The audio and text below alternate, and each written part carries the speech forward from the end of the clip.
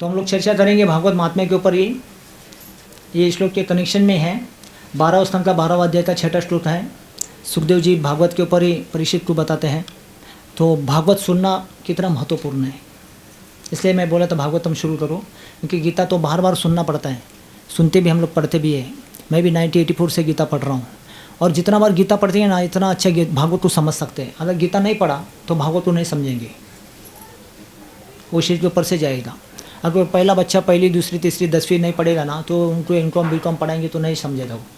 ऐसा ABCD से पढ़ के वो 10वीं तक जाएगा, फिर एमकॉम बीकॉम एमटेक बीटेक ऐसा कर सकता वो। तुरंत पहले से सिखाते ना, ऊपर बिठाते ना उसको, तो मुश्किल हो जाता है। तो भागवतों को भी पढ़ने से पहले गीता को पढ़ना चाहिए, और गीता को पढ़ना चाहिए भी पहले स्तन से, पहले अध्याय से पढ़ना चाहिए। पहले अध्याय से श्लोक लेते लेते धीरे धीरे जाना चाहिए। श्लोक को अनुवाद को, फिर तात्पर्य को पढ़ के जाना चाहिए। ऐसा भागवतम भी तब अच्छे समझ सकते। वो भी गीता की एक बार नहीं, बार बार पढ़ना होता है। जितना बार पढ़ेंगे उतना बार आपको समझ में अच्छा आएगा, फिर भागवत भी अच्छे समझ सकते हैं।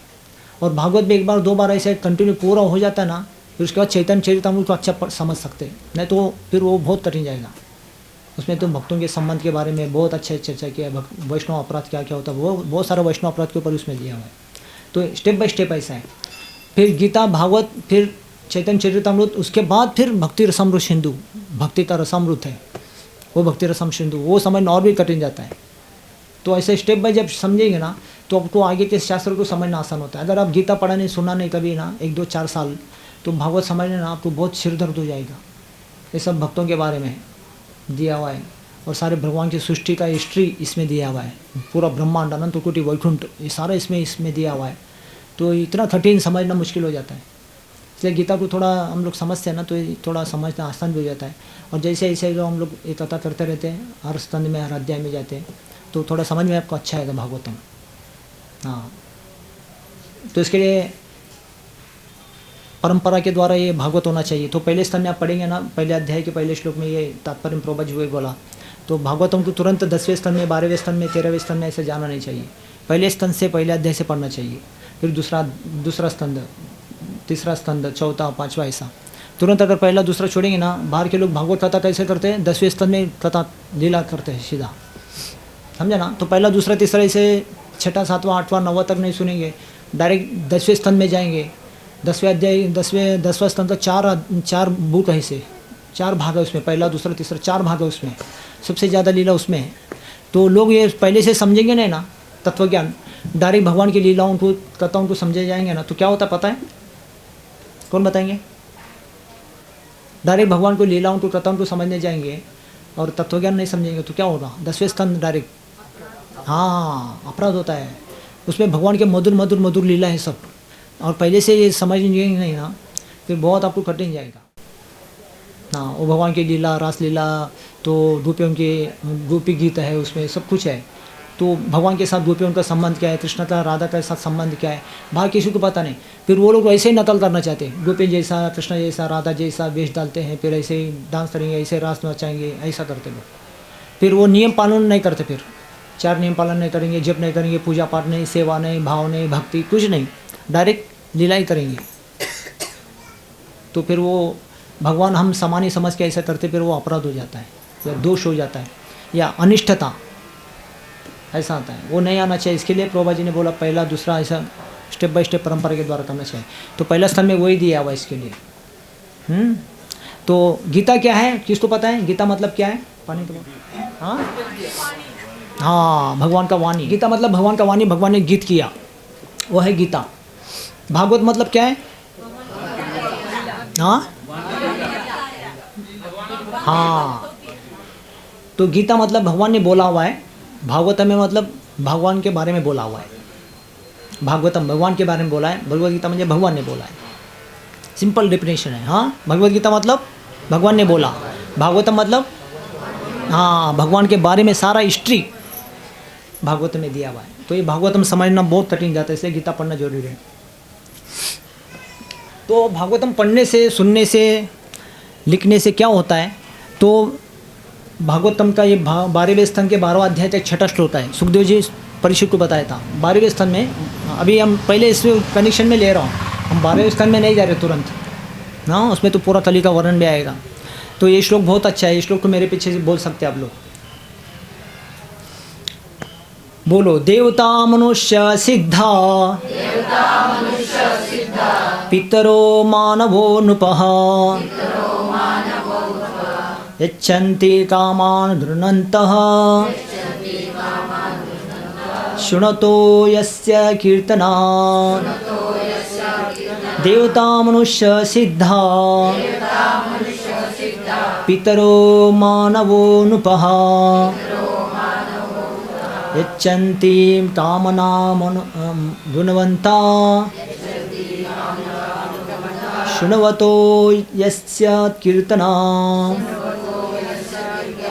बोलो जो मनुष्य इसका श्रवण उच्चारण करता है उसके कीर्तन से देवता मुनि सिद्ध पितर मनु और नरपति संतुष्ट होते हैं और उसकी अभिलाषाएं पूर्ण होती है।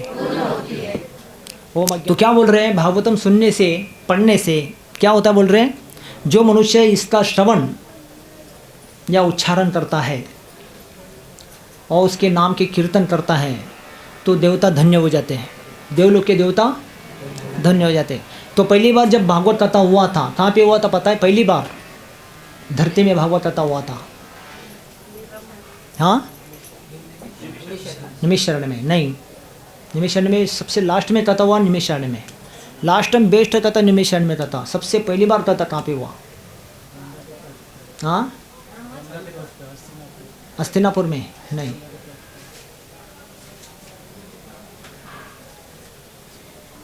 इधर जब हस्तिनापुर में हो रहा था निमिषारण्य में उस टाइम में उधर हो रहा था, दो कथा उधर। गंगा के तट पर हस्तिनापुर में सुखदेव गोस्वामी परीक्षित महाराज का कथा हो रहा था गंगा के घाट में, और निमिषारण्य में वहाँ पे कथा हो रहा था किसका, सुखदेव गोस्वामी और सनकादि ऋषियों का कथा हो रहा था। इधर इनका चला तो उधर उनका चल रहा था। हाँ कौन, अपना बेटा कौन है उनका बेटा, सुखदेव का बेटा, हाँ हाँ वो उसके बाद वो कथा अलग से हुआ। सुखदेव गोस्वामी जब कथा कर रहे थे तो उसमें मैत्रेय ऋषि थे, मैत्रेय बाद में विदुर को बताया कथा, ऐसे एक बार कथा अलग से हुआ। मैत्रेय विदुर का एक कथा अलग हुआ, सुखदेव गोस्वामी सनकादि ऋषियों का कथा अलग हुआ, सुखदेव गोस्वामी परीक्षित महाराज का कथा अलग हुआ, और व्यासदेव सुखदेव का एक कथा अलग हुआ। ये तो बाद में हुआ। सबसे पहला कथा भागवत कथा, हाँ नारद जी व्यासदेव का भी कथा हुआ, उससे भी पहले कथा हुआ। हाँ ब्रह्मा जी भगवान कृष्ण ने दिया। हाँ इस धरती में बोल रहा है, इस धरती में, देवलोक में हुआ वो। हाँ चतुष कुमार सनकादि पुत्र, कौन है सनकादि पुत्र, एक जन बताओ मोरे को, एक जन का नाम बताओ। सब जिसको पूछा उनका नाम पहुँचाने था, उटांग पटांग काम नहीं करने का। थोड़ा मेरे को देखना है सबका दिमाग काम कर रहा है कि नहीं। सब जाम हो जाते, खा के पी के सो जाते ना सब लोग, इसलिए जिनको मैं पूछता ना वही उंगली उठा के बताएंगे। एक मुनि का नाम बताओ मोरे को। हाँ सनक, रमन, सनातन, सनक सनानंद,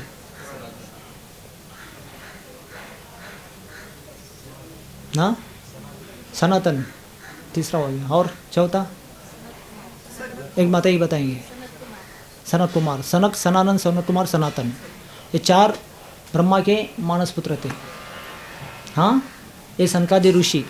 तो ब्रह्मा जी ने इनको जन्म दिया ना, जन्म देने के बाद ना ये ब्रह्मवादी थे, ब्रह्म में थे। जब जन्म लेते तो हम भी ब्रह्म में होते ना, करके रो के आते हम लोग, हमको भी पता नहीं क्या करे, चाहिए मैं नहीं रख तो अच्छा बच्चा रोता है। तो जीव ब्रह्म में रहता है, तो ब्रह्मा जी भी जीव है तो भी ब्रह्म में थे, उनको पता नहीं था। सनकादि पुत्र भी जन्म लिया, उनको भी पता नहीं, ब्रह्मा जी को भी पता नहीं है। ब्रह्मा भी जन्म लिया तो संसार में पता नहीं था। ब्रह्म ज्ञान तेने ब्रह्म हृदया, हृदय के द्वारा भगवान ने ब्रह्मा जी को ज्ञान दिया, तब ज्ञान के द्वारा ब्रह्मा जी को पता चला। तो फिर सृष्टि को बढ़ाने के, प्रजा को बढ़ाने के लिए फिर अपने मानस पुत्रों को जन्म दिया। तो सनकादि पुत्र जन्म आए, तो जन्म आए तो देवपुत्र है ना बड़े होते तुरंत, वो ना उनका बचपना रहता बूढ़ापा रहता, वो जवान नहीं रहते एकदम। तो तुरंत सनकादि पुत्र ऋषि जन्म हुए तो ब्रह्म में निकले। तो उनको क्या है पता नहीं, कुछ नहीं, सब दिशाएं दिख रहे, सब जगह फिर ढूंढने चालू किए उन्होंने बच्चे।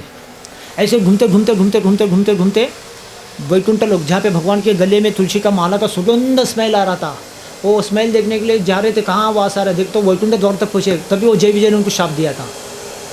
तब भगवान का रूप दर्शन किया ना, बहुत मोहित हो गए वो। तब वो ब्रह्मवादी है ना, साकारवादी हो गए, निराकारवादी थे, साकारवादी हुए। वो ब्रह्मवादी भगवान को नहीं मानते थे, ऐसे ब्रह्मा मतलब ये रोशनी, शक्ति, प्रकाश, इसको देखते भ्रम में पड़े थे, वो उसको ही मानते थे सब। उससे पहले वो भगवान नहीं जानते थे, कुमारादि पुत्र। जब भगवान का रूप देखा ना, तो देख के बहुत प्रसन्न हो गए। बाद में जब देख के दर्शन करके वैकुंठ लोक से आए ना, फिर हरिद्वार में बैठ गए। सिद्धपीठ जगह है हरिद्वार में, एक जगह सिद्धपीठ, सिद्ध ऋषियों ने बैठा, पीठ मतलब जगह, बैठा हुआ, पीठ मतलब आसन, आसन ला के बैठ गए, सिद्धपीठ। वो हरिद्वार में पड़ता है। हम जब यात्रा जाएंगे आप लोग लेके जाएंगे सिद्धपीठ। इसका नाम पड़ा है आनंदवन। आनंदवन मतलब आनंद लेने के लिए वहाँ पे बैठे थे वो लोग, सिद्ध ऋषि लोग, 4 लोग, सनकादि पुत्र, सनक, सनातन, सनातन, सनातन, वहाँ पे बैठे थे ना। तो वहाँ पे फिर ये सारे साधु संत इकट्ठे हुए थे, सनकादि ऋषि मुनि कई लोग हैं, और उसमें देवी देवता भी आके बैठे थे। सारे इंद्र चंद्र देवता, यमुना, गंगा माता, भक्ति माता, सब लोग आगे कथा में, पहली बार कथा में देवता तक भी बैठे थे, देवलोक छोड़ के। इंद्र चंद्र सूर्य ब्रह्मा, वरुण और यमराज, सब लोग आके बैठे थे। गंगा माता भी बैठी थी, यमुना माता भी बैठी थी, भक्ति माता बीच में बैठी थी। तो सब लोग, देव ऋषि नारद जी वो कथा में सब लोग बैठे थे। सनकादि ऋषि जब कथा कर रहे थे पहली बार। तो बोलने का मतलब है भागवत सुनने के लिए देवता भी प्रसन्न होते हैं। यहाँ से श्लोक में सुखदेव जी बोलते हैं, हम जब भागवत सुनते हैं, पढ़ते हैं, हमारे कुल के दैवत भी है ना, वो भी प्रसन्न हो जाते हैं। इसलिए वो प्रसन्नता के लिए वो भी सुनने के लिए बैठे थे कथा। और जो भागवत सुनते हैं तो उस दिन यमराज जी छुट्टी में रहते हैं, इसलिए यमराज जी बोला मैं उनको यमदंड यम पास नहीं चढ़ाता भागवत सुनने वालों पर। इसलिए अपने घर में भागवत रखना चाहिए, पढ़ना चाहिए, तभी यमदंड यम पास नहीं लगेगा। क्योंकि यमराज भी भागवत सुनने के लिए बैठते पढ़ते हैं। तो यमराज ने जाते टाइम वचन दे के गए सनकादि ऋषियों को, महात्मा जी मैं जा रहा हूँ, भागवत पढ़ने से व्यक्ति संसार से मुक्ति हो जाता। अजामिल की कहानी जब पढ़ा सुना था ना उन्होंने यमराज जी, तो यमराज जी वहीं पे बोलते हैं तभी यमदूतों को, जिसके मुंह में नाम नहीं, माथे में तिलक नहीं, गले रे माला नहीं, फिर गुरु का दीक्षा नहीं, वो ऐसे खली के छेलों को मेरे पास सामने पकड़ के लेके आने का ऐसा बोला, यमदूतों को आदेश दिया। तो जो कथा सुनेगा, भगवान का नाम लेगा, माथे में तिलक रहेगा, उसको छोड़ देने का। हाँ, तो उसको कभी मैं यमदंड पास नहीं चढ़ाऊँगा। यमराज जी ने यमदूतों का ऐसा वार्निंग दिया। इसलिए यमराज ने बोला जो कथा सुनेगा, नाम लेगा, कभी यमराज का दंड पास नहीं लगेगा। सनकादि ऋषियों को वचन दे के यमराज जी हम लोग चले गए। मतलब यमराज भी उस दिन उनको छुट्टी दे देते हैं, क्योंकि भागवत सुनने वो भी बैठते हैं। यमराज भी कथा बैठे। वहाँ पे भक्ति माता भी बैठी थी। भक्ति माता को नारद जी पूछे गए, नारद जी पूछे माता भक्ति आप क्यों बैठे? वो बोलते भक्ति में मैं बैठा इसके लिए क्योंकि भक्ति कलयुग में है, हम लोग तर रहे हैं, सतयुग में नहीं, हम कलयुग में है। कलयुग में भक्ति को भी क्या होता है, कलह पकड़ता है, कलह आते, झगड़े आते उसमें, पैसे के कारण, किसी भी कारण, समाज के कारण, सोसाइटी के कारण, तो भक्ति में भी लोग डिस्टर्ब हो जाते हैं। इसके लिए भक्ति माता भी डिस्टर्ब हो गई थी। हाँ, क्यों डिस्टर्ब हो गई थी? उनके 2 संतान के कारण, 2 संतान थे उनके, ज्ञान वैराग्य, तो वो बहुत धुंधले पतले हो गए थे। तो कलयुग में ना ज़्यादा ज्ञानी होने से उसका धुंधला पतला, उसका दिमाग काम नहीं करता है। तो भक्ति माता की पुत्र थे ज्ञान, तो उसके लिए माता उसके लिए दुखी थी वो, क्योंकि मेरा बेटा है दुबला पतला, बहुत दिमाग काम नहीं करता उसका, हमेशा ऐसा लफा मारे ऐसा सोता था वो। हाँ, ज्ञान था उसका नाम, ज्ञान वो पुत्र था। तो बहुत दुबला पतला हो गया, ऐसा बुढ़ा होकर बैठ गया था, उसके लिए उसको दुख था माँ को। फिर वैरागी, तो कलयुग में इसलिए ज्ञान भी ज़्यादा नहीं चलता, वैराग भी नहीं चलता। वैरागी रहे तो भी कली का प्रभाव रहेगा, ज्ञान भी रहे तो कली का प्रभाव रहेगा, दोनों का भी दिमाग काम नहीं करेगा कलयुग में। तो इसलिए भक्ति में ना ज्ञान वैराग्य चलता नहीं है, समझा ना। भक्ति ज्ञान के ऊपर, वैराग्य के ऊपर, तप के ऊपर, बल के ऊपर या धन के ऊपर डिपेंड नहीं है। भक्ति क्या है, इंडिपेंडेंट है। भक्ति किसी के ऊपर डिपेंड नहीं है। भक्ति करते तो ये सब चीज़ प्राप्त होता है, भक्ति नहीं तो जीरो सब, समझा ना। भक्ति करने से ज्ञान आता है, वैराग्य आता है, या धन दौलत ऐश्वर्य संपत्ति सब आ जाता है। हाँ, या ये सब रहने से भक्ति होता नहीं है, ये भ्रम है, सोच ऐसा। तो भक्ति माता इसलिए दुखी हो, मेरे दोनों पुत्र हैं, मैं बुढ़ी होना चाहिए, लेकिन मेरे दोनों संतान बुढ़े हो गए, इसलिए मेरे को दुख का ऐसे नारद जी को बोला। तो नारद जी, जब मैं भक्तों के समय भागवत सुनूंगा तो मेरे में कुछ जान जागरूक हो जाए, इसलिए मैं आया हूँ। तो बैठ के सुनी थी, भक्ति माता बहुत प्रसन्न हो गई। तो बाद में वो तंदुरुस्त हो गई, भक्ति माता तंदुरुस्त हो गई, उसका मन प्रसन्न हो गया। तो नारद जी पूछे, नारद को बोला मैं जाऊँगा, तो जाऊँगा, मेरे बच्चों को भी मैं जागरूक करूँगा। तो ज्ञान को वैराग्य के लिए क्या है भागवत में, तो ज्ञान वैराग्य भी सुन के भागवत कथा सुन के भक्तों के सामने वो भी प्रसन्न हो गई, वो दोनों प्रसन्न हो गए, दोनों तंदुरुस्त हो गए। तो इसलिए भागवत भक्तों के सामने बैठ के कोई सुनता है ना, हर व्यक्ति प्रसन्न हो जाता है। ब्रह्मभूत प्रसन्न आत्मा, समझा ना, आत्मा प्रसन्न हो जाता है कथा सुनने से, भक्तों के संग में बैठ के भागवत सुनने से।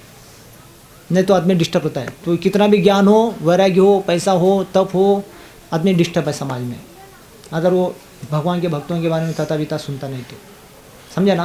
इसलिए भागवत सुनते हैं से क्या होता, बोल रहे भगवान के नाम में श्रवण करना या उच्चारण करना या उनके नाम तक कीर्तन करने से देवता क्या हो जाते, प्रसन्न हो जाते हैं, देवता प्रसन्न हो जाते हैं। इसलिए देवता लोग भी वहाँ पे कथा सुनने के लिए बैठे थे। भागवत सुनते तो देवता भी, खुले देवता भी प्रसन्न हो जाते हैं, ऐसा। और इसके बाद मुनि लोग, जो बड़े बड़े तपस्या करने वाले सिद्ध ऋषि मुनि लोग भी हैं, वो लोग भी प्रसन्न हो जाते हैं भागवत सुनने से। और उसके बाद पितर लोग नाचने गाने लगते हैं, हमारे कुल के पितर लोग भी प्रसन्न हो जाते हैं हम जब भागवत सुनते या पढ़ते तो, ऐसा बोल रहे हैं। और नरपति मतलब देश का राजा प्रसन्न हो जाता है, भागवत सुनते सब इकट्ठा हो जाते हैं, समाज में शांति हो जाता है, देश के राजा को भी शांति प्राप्त होता है। नरपति मतलब राजा, समझा ना, वो भी प्रसन्न हो जाता है, राजा भी प्रसन्न हो जाते हैं समाज में शांतता होने के कारण, और उसकी अभिलाषाएं पूर्ण हो जाती है। और जो भागवत सुनने वाले उनकी जो भी कुछ अभिलाषा है, जो भी चाहते हैं धर्म में ना, क्या है, धर्म दर्शन को 4 चीज़ लगते हैं ना, क्या है, धर्म अर्थ काम मोक्ष, 4 चीज़।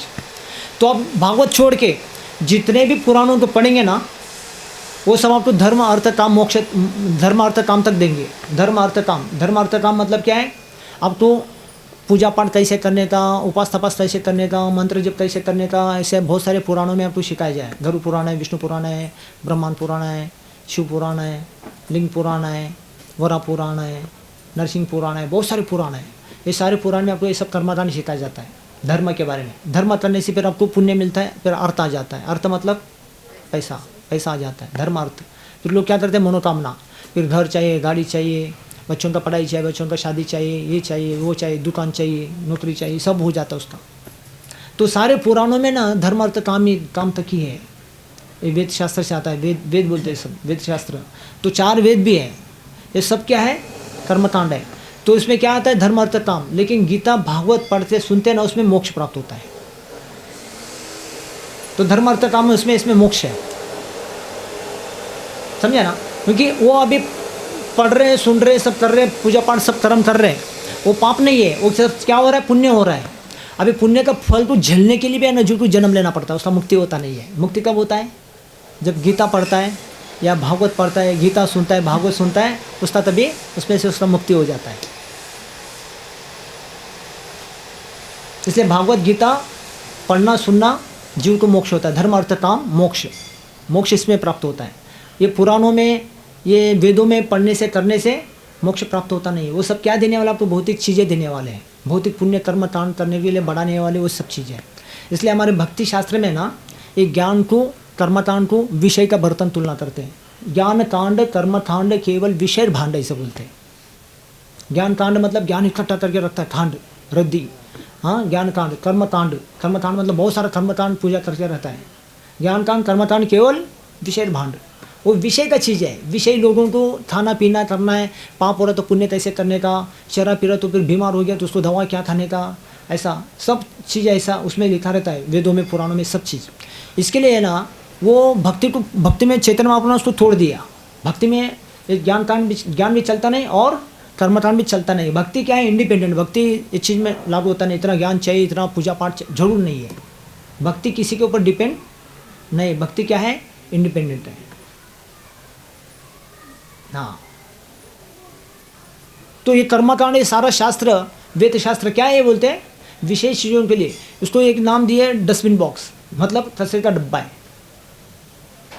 क्या है, अभी कचरे का डब्बा है, कचरे के डब्बे में क्या क्या रहता है, कचरे कुंडी में, मोरे को कचरे कुंडी में तुम्हारा क्या मिल रहा है, हाँ, सब कचरे में सब कुछ रहता है। अभी सब ये एक जन बताएंगे क्या क्या रहता है पता चलेगा। हाँ, सब तो पता है कचरे में क्या क्या रहता है, लेकिन सबको पता चलेगा क्या क्या रहता है उसमें। हाँ, आप बताओ मोरे को क्या रहता है कचरे में। हाँ, क्या क्या नहीं यूज़ करते, सारा यूज़ नहीं करते। ऐसा एक आइटम बताओ। हाँ, तस्वीर में क्या क्या क्या रहता है? चश्मा रहता है कि नहीं? क्या रहता है? सिर में रहता है? हाँ, क्या रहता है? हाँ, डोळ्याला लावायचं असतं, डोक्याला चष्मा लावता. आजकाल कलियुगामध्ये लोकांचं डोकं उलटं चालतं आहे. टोपी असं लावत नाही, असं लावतात उलटं. चष्मा इथं लावत नाही, तिथं लावलं तर हां असं बघते तर. काय काय काय असतात तसं कोणी सांगा बघू. वही क्या है, यूज़ नहीं करते मतलब क्या है? ये पूरा कमरे तो उसमें डालते तस्वीर में. ऐसे नहीं का आइटम बता कमरे का. क्या तस्वीर में क्या दिखता है कि नहीं तस्वीर में कुछ आपको? क्या चश्मा लगा के देखना पड़ेगा, आप बताओ ना. तो इतना सारा रहता उसमें तो रद्दी पेपर रहता. अच्छा चलो. हाँ हाँ, पेपर प्लेट रहता है. पेपर प्लेट देता हो आप. हाँ, धूल मिट्टी सब उसमें फेंकते हैं. हाँ, छिलका बिलका फल फूल काट के उसमें फेंकते हैं. आप शर्मा जी बताओ, तस्वीर कुंडे में क्या क्या है? सब्जी का वेज काटते हैं वो सब, छिलका बिलका जो वही बता रहे हैं आप.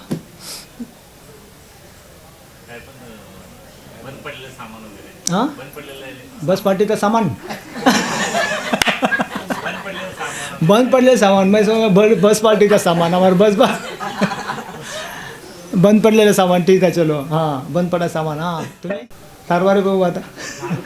हाँ, क्या है? झाड़ू मारे का कपड़ा. अच्छा अच्छा. हाँ, और आप बताओ रमन भाई. टूटा फूटा सामान क्या? लकड़ी के अल्टर में जो भी बना है टुकड़ा फूटा सब. हाँ, प्लास्टिक कांच जो भी है. अच्छा सत्यनारायण भाऊ, प्लास्टिक पेपर्स.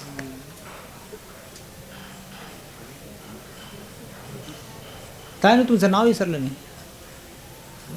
हां हां, मंगेश भाऊ सांगा. हाँ, रद्दी सांगितलं ना. हाँ, रद्दी बोल दिया. दूसरा कुछ बताओ. हाँ, प्लास्टिक भी बता दिया. और क्या? बहुत सारा रहता तस्वीर में. एक आइटम बताओ. हाँ, क्या? शिळा. हाँ, शिळा अन्ना. चला आप बताओ माता. सगनी माना. हाँ बताओ क्या क्या मिलता है तस्वीर में? प्याज लहसुन. क्या क्या लगता है? क्या क्या क्या रहता था? सड़ेला भाजी. हाँ, धुलता तो बता दिया एक जन. दूसरा कुछ बताओ. आप बताएं. अभी भी मेरे को प्रश्न का उत्तर नहीं मिला, लेकिन बहुत कुछ मिलता है, लेकिन उसमें सबसे अच्छा ये टाउन कौन सा अभी आप बताए नहीं. जल्दी जल्दी बताओ, टाइम जा रहा है. हाँ बताओ. कचरा क्या है? घर में बहुत कुछ रहता है. एक आइटम बताने का.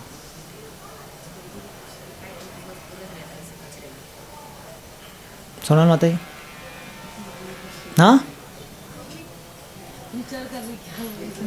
कचरे में क्या विचार करने का है? उसमें क्या है? पैसा.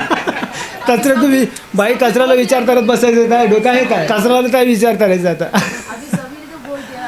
अरे बहुत अभी बहुत कुछ बोलना है. बोलने जाएंगे तो पेपर भर जाएगा. इतना कुछ बोलना है. और उसके बारे में क्या सोचने का, विचार करने का. हाँ बताओ माता, ये कचरे में क्या क्या मिलता है? हाँ, क्या? बिस्किट का भी. आपके पोते बिस्किट खाते तो फेंकते उसमें, है ना. हाँ, तुम्हें प्लेट कोलगेट. हाँ, तिथं टाकायचं. ज्याने जो घाण काम करतो ते तिकडं, ते तर आठवण ठेवा कमी कमी मी काय टाकतो, है की नाही. केस टाकतो की नाही असं लपटून असं तिकडं, है की नहीं. हाँ, वो तसरे में नहीं फेंकते हम लोग. बालकनी में जाके साफ करते हैं, ऐसा उड़ा देते. ते दुसऱ्याच्या घरात जाऊ दे, माझा दर सपाट पाल. वो तसर कुंडी में गिरता है क्या? वो बालकनी में जाके ऐसा छोड़ता, हवे में ऐसा वैसा उड़ के उनकी खिड़की में जाता है. हम हमारी खिड़की में देखते हैं ना, वो दूसरे कहाँ जाता है. ए केसर कुठनं आले. कुठनं आले? आपण तिकडं पाठवलं, तिकडचं इकडं आलं. तसरे के डब्बे में डालना चाहिए, तसरे के डब्बे में नहीं डालते हम, ऐसे तंगे से लपट के ऐसा ऐसा उसको छोड़ देते, नहीं तो नीचे छोड़ देते, नीचे वाले के घर में जाता है खिड़की से, ऐसा नहीं करने था, तसरे की कुंडी में डालने का, समझे कि नहीं? हाँ बताओ बताइए, बर्मन बताइए। हाँ पुराने कपड़े बहुत अच्छा तसरे में डालते हैं। हाँ दीपाली माता जी, रूपाली रूपाली देने कर। हाँ आप भी जेरोस कॉपी डाल रहे हैं एक दूसरे का जेरोस कॉपी नहीं मारने का। हाँ पालकी माता जी, दूध का पैकेट, हाँ सब जमा करके उसमें डालने का हाँ माता जी, क्या नाम? रेणुका, सुनीता, हाँ सुनीता जी बताओ। बाजी का कपड़ा ना तसरा, हाँ चलो अच्छा। तुम्हें धारने, हाँ बंद जो पड़ा, वायर बियर इलेक्ट्रिक वस्तु, अच्छा। और मिश्रा माता जी?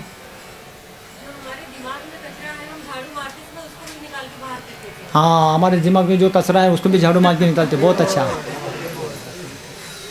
हाँ नीता? सूखे पत्ते, अच्छा बहुत अच्छा। मिश्रा माता जी? हाँ हाँ प्लास्टिक पॉलीथीन जो भी है, प्लास्टिक टुकड़े। पीछे नायर, हाँ लाइट के बॉक्सेस, बहुत अच्छा, बचा हुआ सब उसमें डाल देने का। पीछे भरत माता जी, पीछे, हाँ हाँ डब्बे में डाल देने का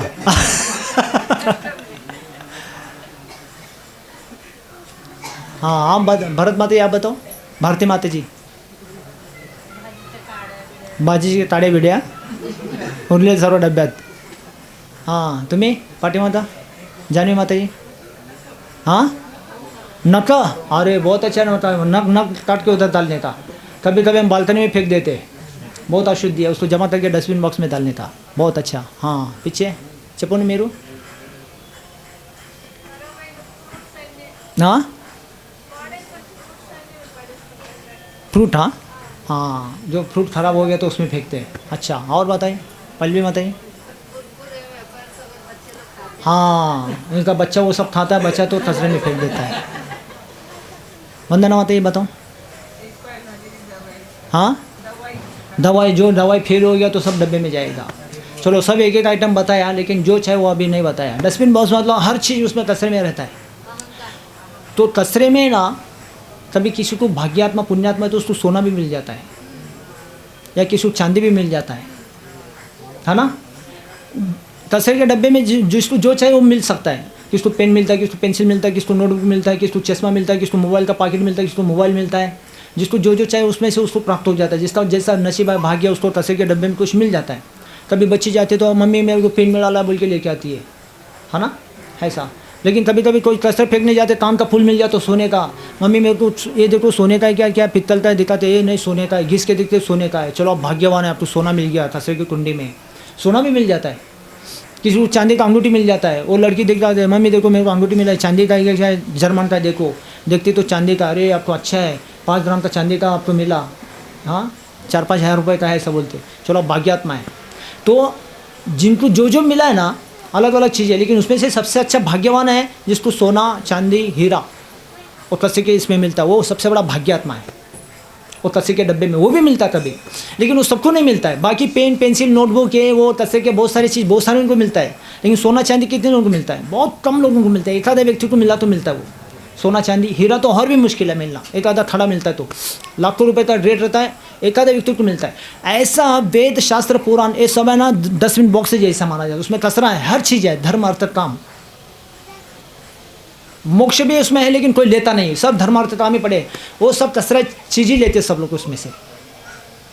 तो भाग्यात्मा कौन है? कचरे से उठाने वाला, सोना चांदी और हीरा डायमंड्स लेने वाला, वो है ना सबसे भाग्य। ऐसा भागवत पुराण भगवत गीता है ना, ये सारे पुराणों में सबसे महत्वपूर्ण चीज़ मिलता है। जिसको वेद शास्त्र से गीता भागवत मिलता है वो सबसे बड़ा पुण्यात्मा भाग्यात्मा माना जाता है।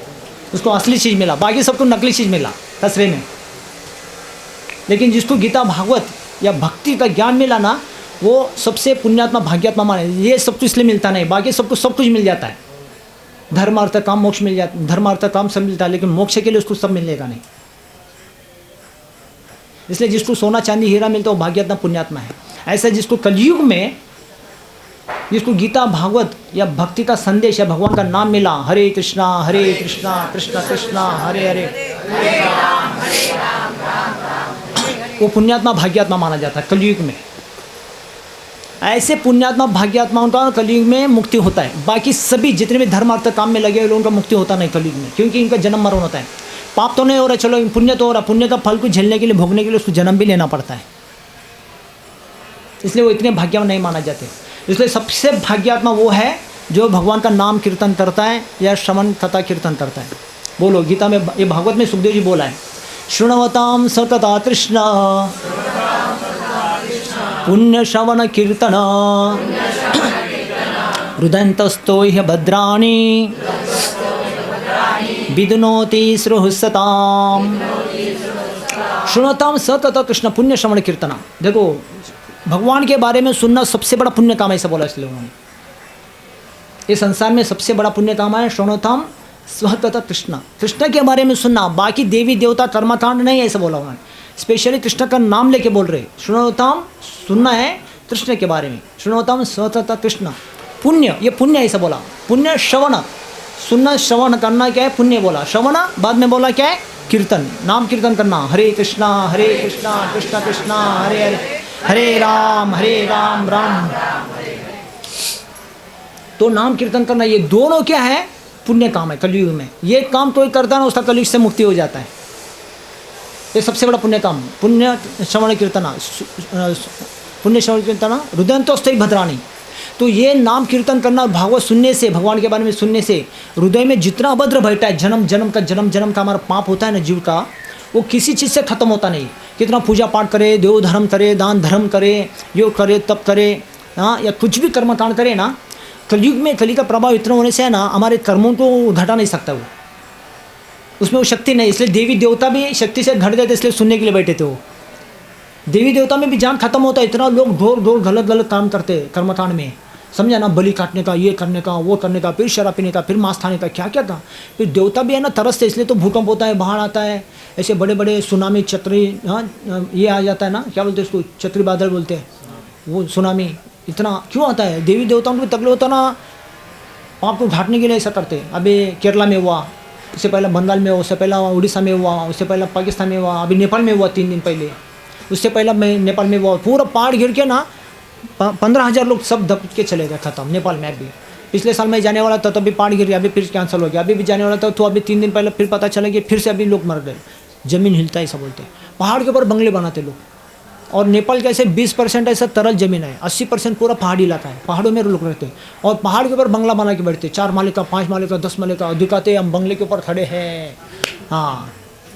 और जब पहाड़ हिलता तो पूरा बंगला हिलता ना, पूरा पलटी डुग डुग डुग डुग डुग डुग चलो नीचे पानी में, सब नीचे चले जाते हैं। ऐसा एक पहाड़ पूरा गिर के पूरा गांव डूब के सब सपाट हो गया। क्यों होता है, वहाँ पे भैंसे खाते मार के, हाँ। वो कुल देवता पूजा होता है, तो लोग देवी के सामने भैंस को खड़ा करते हैं, बड़ा तलवार लेके बेचारी को ऐसा खड़ा करके ठाक करके ऐसे मार देते। एक मार में टूटता नहीं ना, 3-4 मार के ऐसा करके मार दे तो गला करके, कितना जान खतरे में जाता है, सोचो ना, कितना वो आत्मा को दर्द होता होगा, हाँ। उसका गला इतना जाड़ा रहता है, जल्दी कटता नहीं है, और उसको ऐसे तड़प के काटते नहीं, वो ऐसा पकड़ के ना मारते, उसमें थोड़ा कट, दोबारा मारते, फिर थोड़ा कट, तीसरा तिबारा मारते, तब कट के गिर जाता है नीचे, और ऐसा बलि चढ़ा के उसको खाते हैं देवी को। तो देवी देवता कितना पूजा पाठ करने से ना, वो देव उपास होता ना, वो बचाती नहीं, वो उनकी वो शक्ति नहीं है कलयुग में, हाँ। इसलिए वो उसका प्रभाव दिखाता ही, वो कम नहीं होता। लेकिन जब भगवान का नाम कीर्तन करते हैं, तो कलयुग में कितने भी कोई उसका अभद्र कर्म दोष हो ना, उसका कर्म दोष निवारण हो जाता है भगवान का नाम कीर्तन करने से, भागवत सुनने से। इसलिए ये सबसे बड़ा पुण्य काम ऐसे बोला, शृण्वतां सतत कृष्ण पुण्य श्रवण कीर्तन हृदयन्तस्थो भद्राणि विदुनोति सृहसताम्। आगे सुखदेव जी बोला, ऐसा व्यक्ति का जीवन सुखी जीवन रहता है। सृहसता मतलब प्रसन्न हो जाता है व्यक्ति, सुखी हो जाता है वो। कौन? नाम कीर्तन करने वाला और भागवत कथा सुनने वाला, श्रवण करने वाला, कीर्तन करने वाला। और ये क्या बोला, सबसे बड़ा पुण्य काम ऐसे बोला, और बाकी कर्मकांड ये सब पुण्य काम है ना, ये पुण्य काम है ना, व्यक्ति को बचाता नहीं। लेकिन इसलिए देवी देवता भी भागवत सुनने के लिए बैठते हैं, यहाँ पे बोलते हैं। और हमारे पितृ लोग भी बैठते सुनते हैं, बहुत अच्छा। और नरपति राजा भी, और उसके बाद जितने भी लोग सुनते करते हैं, ये सभी लोगों के सारे अभिलाषाएँ पूर्ण हो जाती है। क्या है, अंततः मोक्ष प्राप्त भी हो जाता है उनको, धर्म अर्थ काम मोक्ष। तो भागवत सुनने के लोगों को मोक्ष प्राप्त होता है, समझा ना। अभी हम देखते हैं समाज में बहुत सारे भागवत कथाकार हैं, बहुत सारे, लेकिन सबका मोक्ष होता है क्या? नहीं होता है। क्योंकि वो खाने पीने वाला क्या करता है, 8 दिन के लिए खाता पीता नहीं है, नहा धो के आता है, रोज़ कथा करता है, और 8 दिन के बाद है ना 8 किलो खाता है, और 8 बॉटल फोड़ लेता है, हो गया खत्म। 8 दिन का सारा पाप एक दिन में कर देता है। ऐसा भागवत कथा करते हैं। तो इसलिए भागवत कथा करने वाला जैसा ग्रंथ भागवत है ना, व्यक्ति भी भागवत चाहिए, ऐसे बोलते हैं। बोलने वाला भी व्यक्ति चाहिए ऐसा, और सुनने वाला भी ऐसा चाहिए, तब वो लोगों का उसका सफलता प्राप्त होता है, उसका पुण्य प्राप्त होता है। उतने समय के लिए आएंगे, नहाएंगे, धोएंगे, 8 दिन कथा करेंगे, बाद में फिर खाना पीना ऐसे करेंगे, ऐसा कथा नहीं है। ऐसा कथाकार बहुत लोग है सुनने वाले, तो ऐसे भागवत कथाकार नहीं है। भागवत कथाकार मतलब ये पहले स्कंद के ये तात्पर्य, पहले अध्याय के इस तात्पर्य प्रभुपाद बोलते हैं ना, परंपरा के द्वारा होना चाहिए। एवं परंपरा प्राप्तम इमम राज ऋषियों, जो राज ऋषियों के द्वारा आया, परंपरा के द्वारा इसे गीता को या भागवत को पढ़ते हैं, हम सुनते, तो हमारा जीवन कल्याण सफल हो जाता है।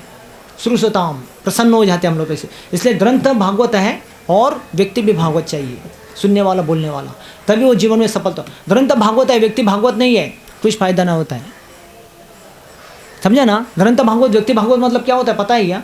कौन बताएंगे ना? हाँ बताओ, पहले बताइए। हाँ, भागवत में जैसा बता रहे ना, ऐसे हमको होना चाहिए, उसको बोलते हैं व्यक्ति भागवत। ग्रंथ भागवत जैसा बता रहा है, ऐसा हम जैसे कि वैसा। इसमें अभी लोग बोल नहीं सकते ना, ये प्रभु ने ऐसा बोला, प्रभु ने ऐसा नहीं बोला, प्रभु जी ने बोला, प्रभुपा जी ने जो बोला मैं बोला, उसको ऐसा दिया, आप तो सुनना गलत नहीं, मेरा बोलना गलत नहीं होगा। इसको बोलते हैं व्यक्ति भागवत, ग्रंथ भागवत, जैसा का वैसा। इसको हमारे गुरु परंपरा को बांटना देना है लोगों को। इसमें लोग शुद्ध हो जाएंगे, लोग सुधर जाएंगे, और लोग पक्के हो जाएंगे, और भगवान को पाएंगे, प्रसन्न हो जाएंगे इसमें। इसको बोलते हैं व्यक्ति भागवत और ग्रंथ भागवत। इसमें अपना खुद का कुछ नहीं है, तो कोई बोल नहीं सकते, मेरा निंदा नहीं कर सकता। कोई करेगा तो भी उसको दोष अपराध लग जाता है। अरे प्रभु जी ने ऐसा बोला, प्रभु जी ने बोला क्या? कौन बोला? प्रभुपा जी ने बोला। प्रभुपा जी ने बोला क्या? हमारे आचार्यों ने बोला, सुखदेव जी बोला, भागवत में बोला, तो इसको भी प्रभुपा जी बोलते थे एज इट इज़, जैसा वैसा मैं दे रहा हूँ, मेरे गुरु ने, मेरे आचार्यों ने, मेरे प्रभु जी ने जो दिया है हम ऐसे देते हैं। तो उसमें हमारा कुछ परिवर्तन नहीं है। अगर लोग बोलेंगे में तो ना दोष उनको लगता है, तो अपने को नहीं। इसलिए हमको काम क्या करना है, हमको जैसे को वैसे देना है लोगों को सुधारने के लिए। लोग तभी सुधरेंगे, और सही ज्ञान देंगे ना लोग सुधरेंगे। अब सही ज्ञान देंगे ना लोग सुधरेंगे नहीं, हाँ ऐसा। तो ये परंपरा के द्वारा होना चाहिए ज्ञान, ऐसे बोलते व्यक्ति भागवत, ग्रंथ भागवत। ऐसा होता तो समाज में जीवन का प्रसन्नता, आत्मा शांति, फिर उनका तभी मोक्ष प्राप्त हो जाता है। नहीं तो समाज में बहुत कथाकार है, 5000 से ज़्यादा कथाकार है आजकल। कितना? 5000 से कथाकार है ज़्यादा, लेकिन कोई भी सुधरता नहीं। पढ़ के सुन के हज़ारों लोग कथाकार आते, और हज़ारों लोग कथाकार आते हैं, हज़ारों लाखों रुपए लेके जाते हैं। और कथा ना कभी भी, कथा और नाम दो चीज़, कथा और नाम, या नाम और कथा दोनों, कभी पैसे से उसको गिनती नहीं करना चाहिए, बिक्री नहीं करना चाहिए। इतना पैसा देंगे तो मैं नाम कीर्तन करूँगा, इतना पैसा देंगे तो मैं कथा में आऊँगा, कथा करूँगा। ये बहुत बड़ा अपराध है। भगवान के पैसे को, भगवान के नाम को, भगवान के कथा को पैसे में गिनती करना, वो क्या बिजनेस है क्या? भगवान को भेजने के ऐसा हो गया ना, इतना दे तो आऊँगा, नहीं तो नहीं आऊँगा। नहीं, ये फ्री में, मुफ्त में होना चाहिए। ये किसके लिए है? जीवों की प्रसन्नता के लिए, जीवों के आत्मा कल्याण के लिए। सब संसार में दुखी आत्मा है, उनको प्रसन्न करने के लिए केवल नाम देने से प्रसन्न हो जाएंगे, केवल भगवान की कथा देने से आत्मा प्रसन्न हो जाएगा। इसको अगर पैसे में गिनती करेंगे, ऑलरेडी दुखी आत्मा का दुखी पैसा लेके आप क्या प्रसन्नता करेंगे उनको?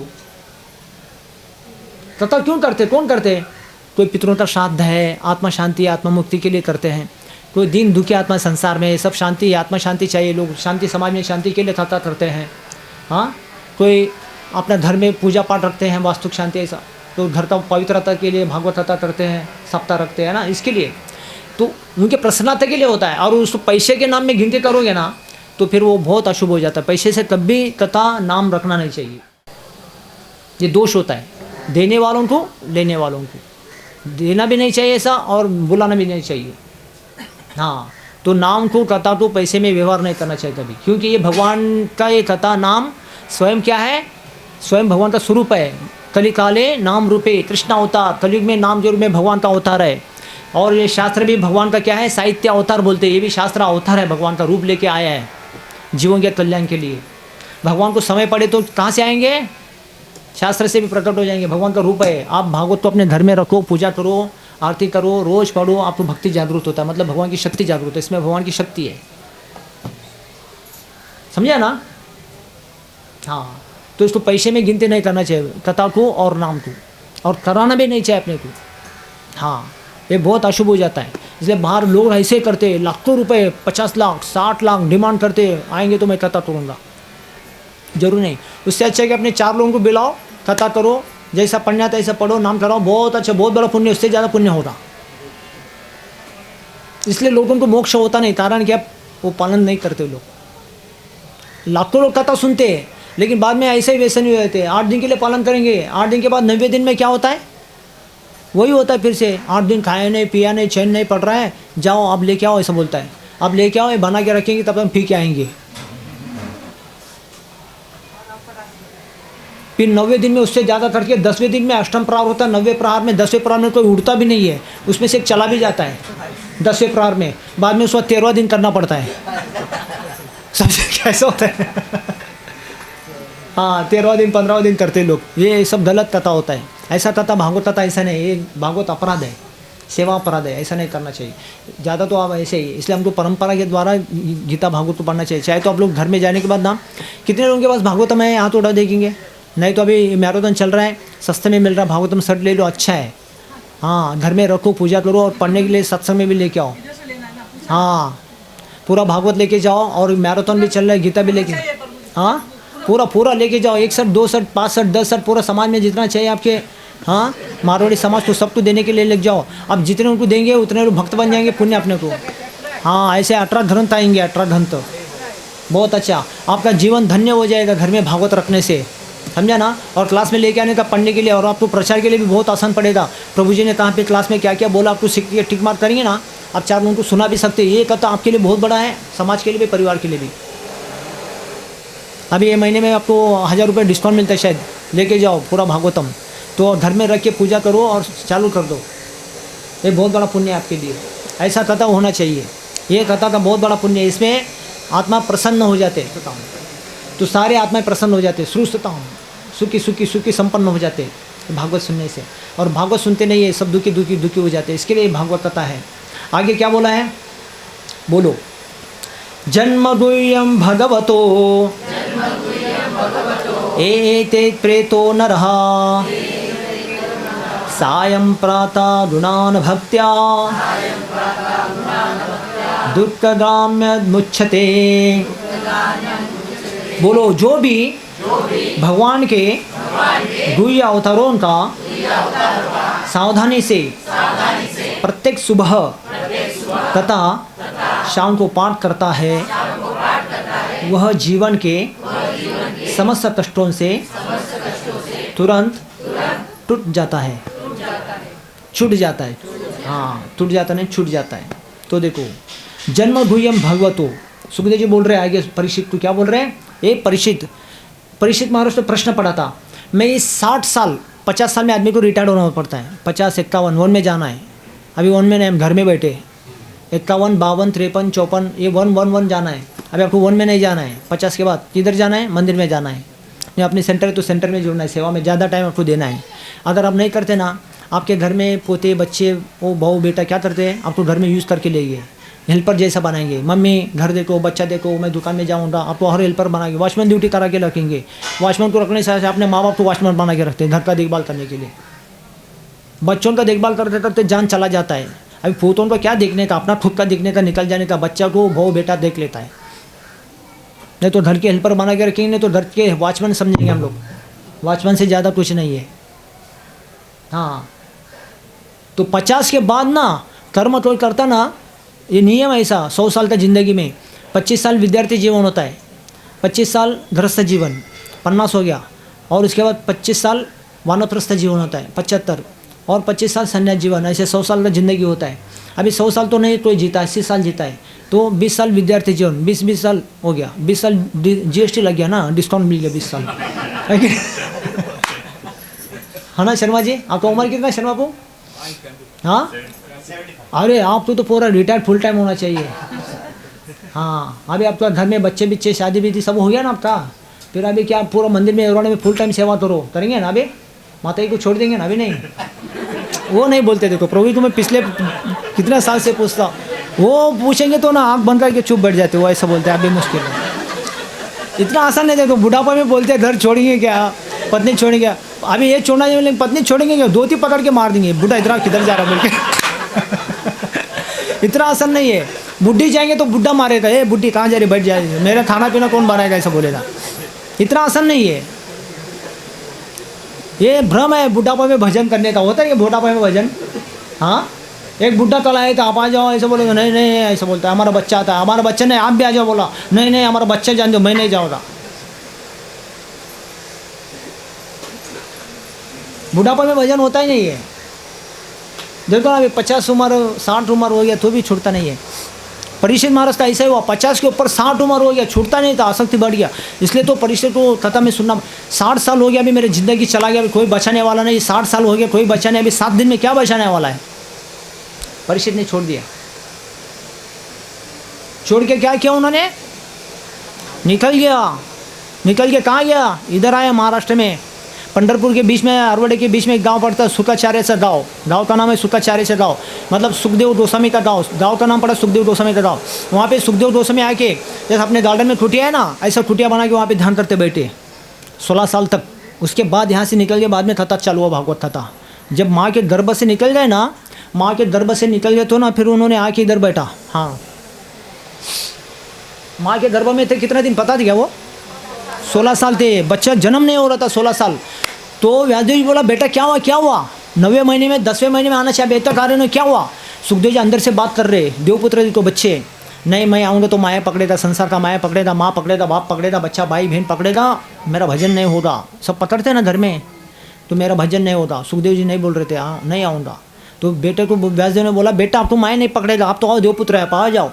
तो बाप के वचन को सीखे बेटा आ गया, और आया ना तुरंत घर छोड़ के निकलना चालू किया, आना चालू किया। तो बाप ने क्या बोला व्यासदेव ने, अरे बेटा बेटा रुको रुको रुको, थोड़ा नाम चरण संस्कार तो होने दो, अभी आपका नाम भी डिक्लेयर नहीं किया हम लोग, आपको कौन से नाम से बुलाना है, पहला नाम चरण संस्कार तो होने दो, फिर बाद में जाओ।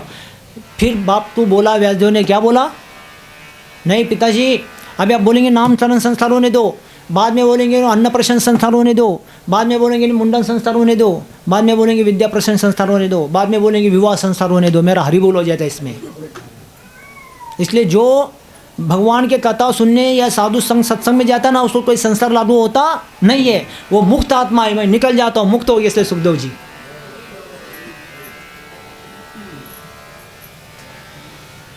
समझा, सुखदेव जी मुक्त हो गए। ये कथा सही में है। आप घर परिवार छोड़ के भगवान की भक्ति में मति लगाओ ना, आपको किसी का कर्म दोष नहीं लगेगा, कोई पितरों का, देवी देवताओं का, अन्य बाजू साजू बाजू सबका सुख दुख सब मिल जाता है, कोई चीज़ का कोई आपको लागू होता नहीं है। ये कर्मकांडी लोगों को लागू होता है, भक्तों को कुछ लागू होता नहीं है, सब मुक्त हो जाते। मेरे को किसी का जान पहचान नहीं, मेरे को किसी का लेना देना नहीं है, मैं तो आत्मा कल्याण के लिए निकला देश में। निकल दे सुखदेव जी, इधर आके बैठ गए। सुखाचार्य का गांव सांगली में पड़ता है, नहीं अरवड़े के बीच में पड़ता है, तासगांव के आगे 30 किलोमीटर दूरी में आता है। हम यात्रा में लेके गए थे सब लोगों को, वहाँ पे ब्रेकफास्ट प्रसाद भी किया, बहुत बढ़िया जगह है। हाँ, सुखाचार्य का गाँव, सुखदेव गोस्वामी का गाँव। तो बाद में 16 साल के बाद सुखदेव जी बड़े हो गए ना, जब माया पता नहीं, माया को भी भक्त बना दिया उन्होंने सुखदेव जी। तो भक्तों के लिए माया कुछ भी नहीं इसके लिए। तो सुखदेव जी फिर वहाँ से निकले, बाद में फिर गंगा के घाट में गए साधु संतों को मिलने के लिए। फिर वहाँ पे फिर परीक्षित महाराज बैठे, कथा सारे साधु संतों का ऋषि संतलादि ऋषि वहाँ पे बैठे थे सब लोग गंगा के घाट में। फिर साधु संतों का संग लेने के लिए वहाँ पे बैठे सुखदेव जी को, तुरंत उन्होंने उठ के आसन दिया उनको। फिर वहाँ पे कथा चलो, फिर परीक्षित आके बैठे। तो परीक्षित का यही प्रश्न पड़ा था भागवत में, 60 साल मेरा ज़िंदगी चला गया, संसार का कोई बचा नहीं पाया महाराज, अभी 7 दिन में मेरा समय आने वाला है। हमारा समय कितना दिन का है? 7 दिन का है, 60 साल का नहीं है सपना। अगर 50 साल के ऊपर किसको 51 52 जीने को मिलता है ना, तो समझना चाहिए गॉड गिफ्ट है, भगवान का कृपा है, हम 50 के ऊपर जी रहे। तो उसमें सपना नहीं देखने का। सपना देखना भी है तो भगवान का सपना देखने का, अपना देखने का नहीं। अपना सपना फेल हो जाएगा, सबका अपना अपना वो फेल सपना। सपना देखना भी है तो 50 के बाद क्या सपना देखने का? भगवान के सपने देखने का। मैं अच्छे गीता पढ़ूँ, भागवत पढ़ूँ, रामायण पढ़ूँ, प्रचार में जाओ, 4 लोगों को जुड़ाओ, हाँ सेंटर में सेवा में दो, सत्संग में जाओ, 4 लोगों को जुड़ाओ, ये सपना देखने का 50 के बाद। नहीं तो 50 के बाद क्या काम नहीं करता है, काम बहरा हो जाता है, मुख मुक्का हाथ में पैर में जान, ज़्यादा भागदौड़ करते ना तो मुश्किल हो जाता है। करने बैठे हैं तो भगवान की कृपा समझना चाहिए। 50 के ऊपर हमको ज़्यादा टाइम मिला तो उसमें देना चाहिए। बच्चे बड़े होते तो जिम्मेदारी देना चाहिए, अपना नाम तक चाहिए तो उनको दे के पीछे सपोर्ट में रहना चाहिए। आगे बस आई हाँ बोलो। श्री भगवान वाच पार्थनेव नामुत्र विनाशस्य न विद्यते न हि कल्याण कर्तृचित् दुर्गतिं तात गच्छति। बोलो भगवान ने कहा, हे पता पुत्र, कल्याण कार्य में निरंतर योगी भक्तता न तो इस लोक में और न परलोक में विनाश होता है।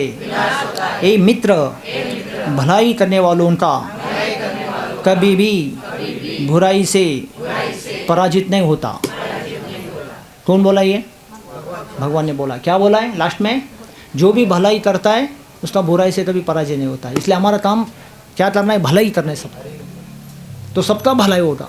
और जो बुरा करेगा उसका बुरा ही होगा, लेकिन हमको नहीं सोचना उसका बुरा होने दो। इसलिए हमारा काम भलाई करना है सबको, समझा ना? हाँ, इसलिए आपको ये काम करना है अपने जीवन में भी, समाज में भी। आपको जो कुछ होता है ना भगवान के लिए जोड़ के, परिवार को सबको जोड़ के करें ना, आपका सब जीवन भलाई हो जाता है, सबका कल्याण हो जाता है। इसलिए अभी बच्चों कल बोलते कल किसने देखा? आज रात को हरि बोल हो गया तो क्या होगा? कितने उनका होता है ना, रात में हरि बोल हो जाता है। ये 24 घंटा जो घड़ी का चेतन काटा चलता है, 24 घंटा ये काल क्षेत्र है। 24 घंटे में हर क्षेत्र में, हर आधा क्षेत्र में लोग मर जाते हैं। ये काल क्षेत्र है। 24 घंटा बोलते हैं ना, जब बच्चे का जन्म होता है 12:51, 12:01, 12:02, 18:01, 18:02, एक मिनट में बच्चे का जन्म होता है। लिखते हैं ना जब जन्म होता तो, और मरण भी लिखते ना बराबर 12 वाजता मेला, 12:01 नहीं मेला, ऐसा बोलता है। तो हर मिनट में कितने तो बच्चे जन्म लेते, कितने तो बच्चे मरते। पुणे में नहीं, पूरा पृथ्वी में, पूरा भारत में नहीं, पूरा देश विदेश में पकड़ के देखेंगे ना, हर आधा क्षेत्र में कितने तो जन्म लेते, कितने तो मरते। तो ये चेतन काटा घूम रहा, मतलब क्या घूम रहा है? ये हमारा काल चक्र घूम रहा है, जन्म मरण का चक्र घूम रहा है। इसको बाबा जी ने नाम दिया व्हील ऑफ लाइफ। क्या नाम दिया? व्हील ऑफ लाइफ का मतलब क्या होता है? हाँ, व्हील ऑफ लाइफ का मतलब क्या है? जीवन का काल चक्र खत्म हो रहा है, जीवन का काल चक्र खत्म हो जाता है, और आधा सेकंड तो हमको बचा के रखना चाहिए। 50 साल किसको बोलते चला गया, अभी बचा हुआ जो भी मिल रहा है, हाँ 1 साल मिला, 55, 51, 52, 53, तो हमको भगवान की कृपा से उसको ज़्यादा से ज़्यादा भगवान की सेवा में, भक्ति के सेवा में, हाँ प्रचार में, दान धर्म में उसको लगे अपने भक्तिमय जीवन को बिताने का ज़्यादा टाइम। नहीं तो सुखदेव जी, ये परीक्षित ने यही सोचा, 50 साल हुआ, अभी 7 दिन मेरे तो अभी बचा जीने का, 60 साल हो रहा है, 10 साल एक्स्ट्रा हो गया। वो माया मोह छूटता नहीं ना, तो भगवान को ऐसा प्लानिंग करना पड़ा। लोग बोलते हैं प्रभु जी, परीक्षित को माँ के गर्भ में उत्था के गर्भ में भगवान ने रक्षा किया, अभी यहाँ पे वो श्रृंगेरी ऋषि ने शाप दिया, तब क्यों रक्षा नहीं किया? ऐसा बोलते। तब आके भगवान उनको रक्षा करना चाहता उस शाप से, गर्भ में जाके रक्षा किया, इधर क्यों ना रक्षा किया? ऐसे लोग प्रश्न पूछते। तो उनको शाप दिया उन्होंने, रक्षा किया क्या? नहीं किया भगवान ने रक्षा। यही भगवान का प्लानिंग है बराबर। जब भगवान ने प्लानिंग किया, ये सुनने वाला नहीं है, भगवान को सुनाना पड़ा बराबर। ऐसा ही श्रृंगेरी ऋषि को भेज दिया, शाप दिया, तुरंत सब छोड़ के तुरंत सुनने के लिए बैठ गया, फिर कथा सुनने के लिए बैठा। उन्होंने पहला प्रश्न सुखदेव को यही बोला, परीक्षित ने क्या बोला? महाराज, अभी मरनासन व्यक्ति, मरने वाला व्यक्ति है, उसको क्या करना चाहिए? मरने वाला व्यक्ति है तो उसको मरने की तैयारी क्या करना चाहिए? अभी मरने वाला कल भी परसों 1 साल 2 साल 10 साल के बाद भी मरेगा, लेकिन उन्होंने ऐसा नहीं प्रश्न पूछा। 2 श्लोक पूछा इसके बारे में। एक मरने वाले के बारे में पूछा पहला, बाद में बोला नहीं अभी जो मरने वाला है, तुरंत मरने वाला, उसके लिए क्या करना चाहिए? मरने वाला एक अलग है, वो 5-10 साल के बाद भी मरेगा, लेकिन अभी तुरंत मरने वाला, उसके लिए क्या तैयारी करना चाहिए? हाँ, एक भागवत में श्लोक, अगले टाइम में मैं जब आऊँगा तो आपको वो श्लोक के ऊपर बताएंगे।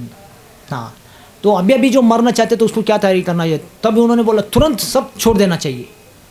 पता नहीं ना कब मरने वाला, तो तुरंत उनको छोड़ के क्या करना चाहिए, शृण्वताम, उसको कथा सुनने के लिए बैठना चाहिए साधु संतों के संग में।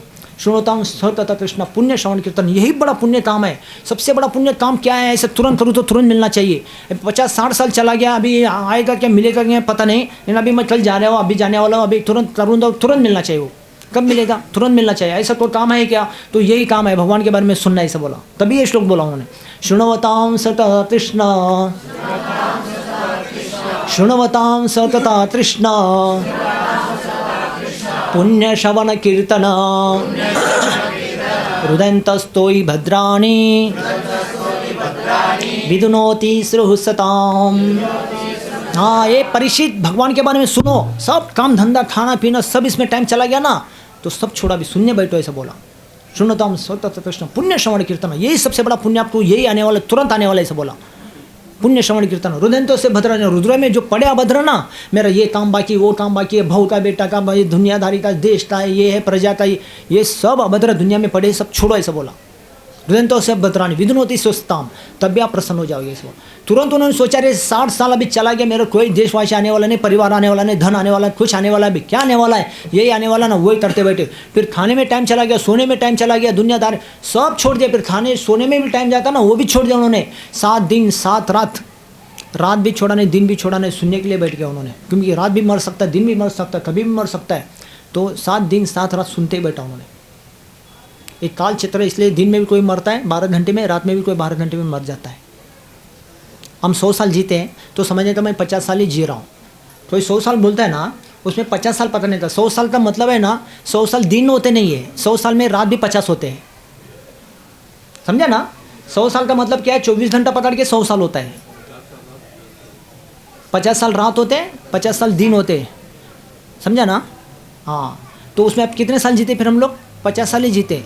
50 साल तो सोने में जा रहा है ना, 50 साल अब देखते नहीं है, सुनते नहीं है, बोलते नहीं है, वो बड़ सपना करते थे, वो अलग है, उसमें आत्मा चल रही थी, वो कर्म उसमें भी गिना जाता है, इसके लिए वो भी पकड़ा जाता है कर्म, रात का भी। अब सपना देखते हैं, बोलते हैं, श्वासोश्वास चल रहा है, वो कर्म में गिनती किया जाता है वो 50 साल। लेकिन उसमें आप कुछ कर नहीं सकेंगे, केवल सूक्ष्म रूप में आपका श्वास चलेगा, सपने देखेंगे और भड़बड़ ऐसा भड़बड़ करेंगे। हाँ, मैं राजा होतो, मी राणी होतो, घोडा होता, धाडी होतं, भिजे होतं, ढिजे होतं, वाजवत होते, मी गाजत होतं, असं तसं घेतं, सपना खुल गया, खत्म। ये सपना, तो सपना फेल, लेकिन वो कर्म में गिनती किया जाता है। सपना आपका रात कैसा गया, दिन भी गिना जाता है। जो 100 साल कोई जीता है तो हम 50 पकड़ने का 50 साल हम जिया, 100 साल रात में चला गया, तो रात का 50, दिन का 50 पकड़ गया, इसे 100 साल होता है हमारा। 24 घंटा पकड़ के 100 साल, समझे ना। तो सुखदेव जी भागवत में क्या बोलते हैं, तो रात 50 साल जा रहा है, दिन 50 साल जा रहा है, तो रात का समय को चूहे से तुलना करते हैं, काला चूहे से, और दिन को तुलना करते हैं सफ़ेद चूहे से। सफ़ेद चूहे भी होते, देखा क्या सफ़ेद चूहे हमारे भारत में होते नहीं, भारत के देश में सफ़ेद चूहे होते हैं। हाँ, कई गाँव में भी सफ़ेद चूहे होते हैं, समझे ना। और काला चूहे भी होता है, तो काला चूहे को तुलना करते रात से, सफ़ेद चूहे से तुलना करते दिन से, समझे ना। और चूहे का काम धंधा क्या होता है, हाँ, उसका दूसरा कोई काम धंधा नहीं, दिन हो रात हो, दूसरा धंधा ही नहीं उसका काम धंधा। क्या काम धंधा है, केवल कुतरना, उसको काटना है। फिर रद्दी पेपर हो, फल हो, फूल हो, कपड़ा हो, मुर्दुंग हो, बैग हो, बीट हो, वायर हो, भी और कुछ नहीं उसका धंधा, सबको पकड़ के काटने का धंधा, उसका कतरने का काम, चूहे का काम ही हुए। फिर ऐसा ही हमारा जो काला चूहा तुलना कर रहे हैं, रात है, रात हमारा आयु कट जाता है, क्षण कट जाता है उसमें। और दिन सफ़ेद चूहा से तुलना करते हैं, उसमें भी दिन में भी आयु हमारा कट जाता है, काम धंधे इसमें उसमें, समझा ना। इसलिए हमारा दिन में आयु कटता है, रात में आयु कटता है, इसलिए हमारा इतना साल जीवन चला जाता है हमारा। तो सुखदेव जी इसलिए सुखदेव जी को परीक्षित ने इसलिए बोला, दिन भी चला गया खाने पीने सोने में, रात भी चला गया काम धंधे में, राजकारवार में, दिन भी चला गया, रात भी चला गया, तो इसलिए इतना मेरा जीवन में कोई बचाने वाला है। अभी रात छोड़ दिया, दिन छोड़ दिया, केवल था सुनते बैठा। ऐसा ही समय ना रात आया था ना दिन आया था, उसी टाइम में बराबर तक्षत आया था, काट दिया था सुखदेव को, परीक्षित को। तो परीक्षित का क्या हुआ, नुकसान कुछ नहीं हुआ। क्यों, परीक्षित महाराज को जब तक्षक ने आके काटा ना, तो परीक्षित का ध्यान चित्त पूरा भगवान के कथा में लीन था, भगवान के इसमें। वो आगे शरीर को काटा, अभी शरीर को डॉक्टर काटे कंची से या किसी से भी काटे, डॉक्टर काटे या बिच्छू काटे या सांप काटे, और तक्षक ने काटा सांप, तो कंची से काटे, बिच्छू से काटे, या कोई तक्षक आके काटे, कुछ सांप काटे, काटना सेम हो गया। उस टाइम में किसका मरण हो रहा है, एक्सीडेंट में हो रहा है या काटने के द्वारा हो रहा है, उसमें मरण होता है किसी का, ऑपरेशन में भी होता है, तो उस टाइम में हमारा ध्यान, हमारा चित्त किस में, वो ध्यान देना बहुत जरूरत है। शरीर तो नाशवान है, तभी मरने वाला है, तो जाने वाला प्राण कभी भी है ना, काट के टूट के, तो उस टाइम में हमारा चित्त ध्यान भगवान में होना चाहिए, जैसा परीक्षित का हुआ उस टाइम में। तो तक्षक ने आके शरीर को काटा, लेकिन तब तक उनका आत्मा प्रायण हो गया था भगवान के नाम में। जब शरीर को काटा था तब तक वो भगवान के ध्यान में बैठे थे, इसलिए उनका मुक्ति हुई, इसलिए भगवान उनका ऐसा रक्षा किया परीक्षित को, इसलिए उनका नुकसान नहीं हुआ। शरीर का नुकसान हुआ लेकिन आत्मा मुक्त हो गया, समझा ना। ऐसे हम लोग घर गृहस्थी परिवार में ना, काम धंधा सर्विस बिजनेस पढ़ाई बिड़ाई, ये तो हम छोड़ नहीं करना ही है, छोड़ना किसी को नहीं, समझा ना। क्या बोलना, छोड़ना किसी को नहीं, पकड़ पकड़ के सबको जोड़ने का, पकड़ पकड़ के क्या करने का, सबको जोड़ने का। मेरे को एक जन पूछा, प्रभु जी दिन भर तुम्ही काय करता, दिवसभर काय करता, मी म्हणलो पकडून पकडून लोकांना शेंड्या लावतो। काय करतो, दिवसभर शेंड्या लावायचं काम करायचं, तुम्ही भी तेच करायचं, शेंड्या लावायचं। मी आपको शेंडी कौन लगाया मोरे को, शेंडी कौन लावा तुम्हाला शेंडी, हां कळतं नाही शेंडी लावणं, तुम्हाला शेंडी कोण लावलं, ते मी विचार करा। मंदिरामध्ये दुसरं कोण देव माणूस आहे का तुमच्यासारखं, हां कोण लावलं, मिसेस लावलं, माताजी यांना शेंडी लावलं बघा। चांगलं असं बाई पाहिजे शेंडी लावायला पुरुषाला। काय शेंडी लावलं, माल जप करायचं, काय नियम नाही म्हणली बाई, कांदा लसूण खायचं नाही, खायला तर काय नाही तर जा बाई ती बांध, असं शेंडी लावायला पाहिजे। मेरे पास भी लोग आते, माला देता हूँ, कुछ नियम है तो कुछ नहीं बोलता हूँ, कुछ भी नियम नहीं है मेरे लिए, नियम आपके लिए कुछ नहीं, लेके जाओ बाद में बताता हूँ बोलता हूँ। अच्छे चीज़ के लिए शेंडी लगाना कोई गलत नहीं है। ऐसा शेंडी अभी कोई दूध लाने जाता है ना, दूध लेके आता है, उसमें वो शेंडी लगाता है ना, आधा पानी रहता है उसमें, तुमच्या तोंडासारखा दूध आणला ना बाई बोलते ना पति को, हाँ ना। वो भेंडी लाने जाते, भेंडी बोलते तुझ्या तोंडासारखं बाबा भेंडी आणला, भेंडी कधी आणायला आला का तुला, सर्व किडे किडे किडे, तो नवरा म्हणतो बाई तूच घेऊन ये भेंडी, असं म्हणते बाई, तुझ्या तोंडासारखं भेंडी घेऊन आला असं म्हणते बाई, शेंडी लावला तुम्हाला ते असं म्हणतं। तो अगर हरे कृष्ण वाला शेंडी नहीं लगा ना बाहर, तो शेंडी लगा देगा ना, तो शेंडी लगाना है तो इधर लगा लो पहले ही, उधर नहीं तो लगाएंगे शेंडी। तो लोग मेरे को बोलते हैं तुम्ही काय करता मंदिरात दिवसभर, मी शेंडेच लावायचं काम करतो लोकांना, हाँ बुलाता हूँ, माला देता हूँ, कोई नियम नहीं बताता हूँ, कुछ नहीं सिखाता हूँ, सत्संग में लाता हूँ, बाद में उसको शेंडी लगा देता हूँ, समझने का शेंडी लग गया उसका। हाँ तो आप लोग भी क्या करने का, किसको नहीं छोड़ने का, परिवार में, समाज को, परिवार को, सर्विस को, बिजनेस को, फैमिली मेंटर को छोड़ने का नहीं, पढ़ाई को, सबको पकड़ पकड़ के क्या करने का, सोनल मत क्या करने का, हाँ शेंडी लगा के रखने का, उसको छोड़ने का किसी को नहीं, ऐसा काम करने का, ये भक्ति ऐसा ही करने का। तो परीक्षित महाराज ने ऐसे भक्ति किया, कभी भी प्राण जाएगा, कभी भी श्वास निकल जाएगा पता नहीं, इसलिए हर समय में उन्होंने नाम जप करो ऐसा बोला परीक्षित ने, दिन रात किया उन्होंने, कभी भी निकल जाए छोड़ना नहीं है ऐसा बोला। तो इसलिए ये करके उन्होंने दिखाया, फिर शरीर नुकसान हुआ, शरीर कभी भी गिरने वाला है पता नहीं है, गाड़ी भी चलाते आगे देखते पीछे कौन रहता है, माथे फिरू रहता है, कौन कभी किसको ठोकेगा पता नहीं चलता है। कल एक फैमिली आया, हाथ में फ्रैक्चर लगा के आया, क्या हो गया बोले, तो प्रभु जी एक जन ने ठोक दिया, हाथ फ्रैक्चर हो गया ऐसा बोलता है। अभी वो डॉक्टर ने ढोस मारा ना, उसके कारण हाथ ऊपर उठ रहा नहीं ऐसा बोलता है, ऐसा डोस मारा ना, 4 दिन से हाथ नीचे हो रहा है, ऐसा बांध के रखा है ऐसा बोलता है, इतना डोस जोर से मारा है, किसके लिए, गाड़ी वाला ने ठोका। मैं बोला आपको 2 साल से ठोक रहा, समझ में आया नहीं, गाड़ी वाला ठोकने के बाद समझ में आता है क्या, जीवन खतरा है, जीवन कभी भी कुछ हो सकता है, नाही आता मला कळालं, आता मी 16 माळा सुरू करतो म्हणताय, आता तुमचे आशीर्वाद, मी म्हणलो असं आशीर्वाद आहे, ठोकल्याशिवाय आशीर्वाद होतच नाही म्हणलं, एकदम ठोकला पाहिजे तेव्हा सुधरतो बाबा, कभी प्राण निकल जा सकता, कभी भी कुछ हो सकता है। हाँ इसलिए हमेशा भगवान का नाम लेते रहना चाहिए, हरे कृष्णा कृष्णा कृष्णा हरे हरे, हरे राम राम